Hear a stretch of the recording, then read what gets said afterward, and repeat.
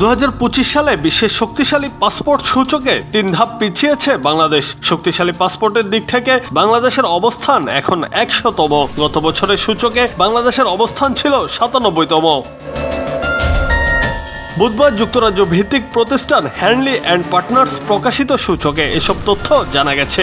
এক্ষেত্রে বিশ্বের 199টি দেশের পাসপোর্ট ও 227টি ভ্রমণ গন্তব্য বিবেচনায় নিয়েছে প্রতিষ্ঠানটি।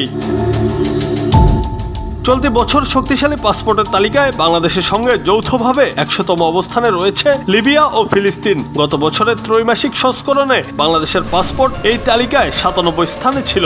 একই বছরের 10 জানুয়ারি প্রকাশিত সূচকে বাংলাদেশের অবস্থান ছিল 101তম।